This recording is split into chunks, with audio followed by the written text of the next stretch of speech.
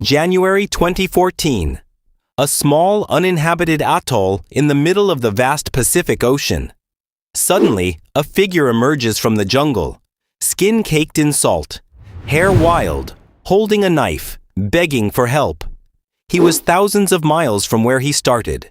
His name was José Salvador Alvarenga, and he had just spent the last 438 days trapped at sea. This isn't a movie plot. This is the terrifying true account of human survival against all logic. Alvarenga was a 35-year-old Salvadoran fisherman living in a small coastal village in Chiapas, Mexico. He was known for his endurance, often staying out at sea for days to get the best catch. On November 17, 2012, Alvarenga had a simple mission: a 30-hour deep-sea fishing trip to catch high-value sharks and tuna. To help him, he hired a new crew member, 22-year-old Ezequiel Cordoba, who was relatively new to this kind of work. Their boat, the Dorado, was barely adequate for the open ocean. Just 25 feet long, it had no roof, no protective hull, and was powered by a single outboard motor.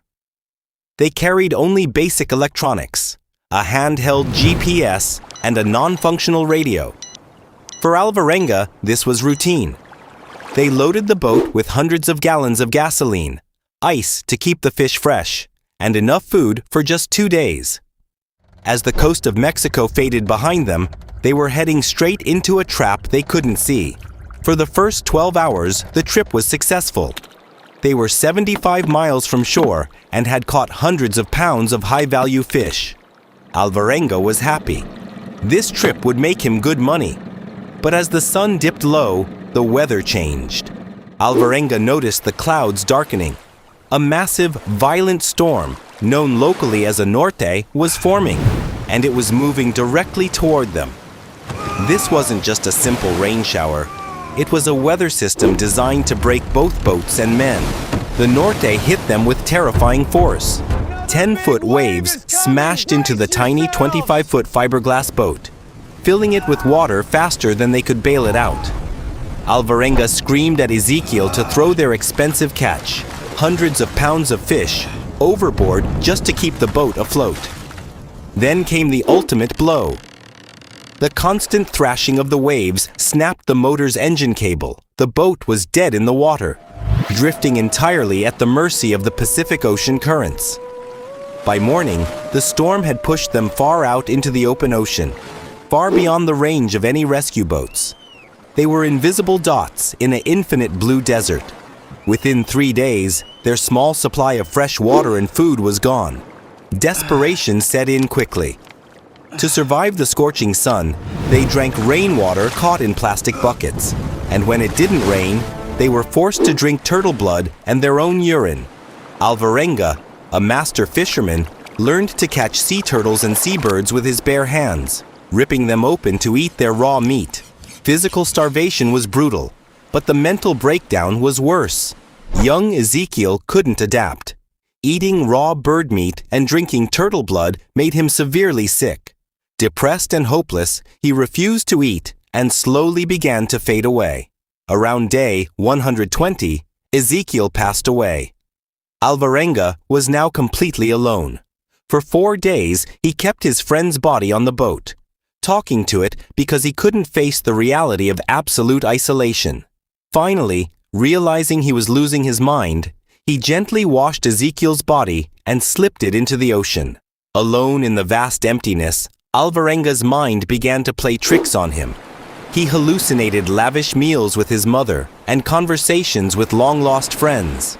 Container ships passed by in the distance, but despite his frantic waving and screaming, none of them saw the microscopic boat. Weeks turned into agonizing months. He survived shark attacks that bumped against his tiny boat, extreme cold nights and blistering heat waves, holding on to one single thought: his daughter waiting for him back home.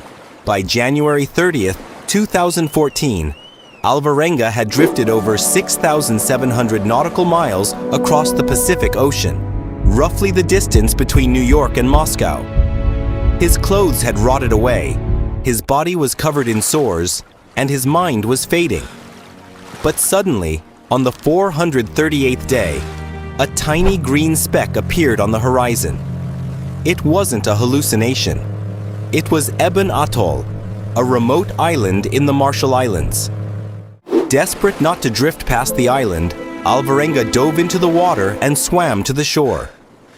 Collapsing onto the sand, he was found by a local couple living on the secluded island. Naked, holding a small knife, and speaking only Spanish, Alvarenga tried to explain what had happened to him.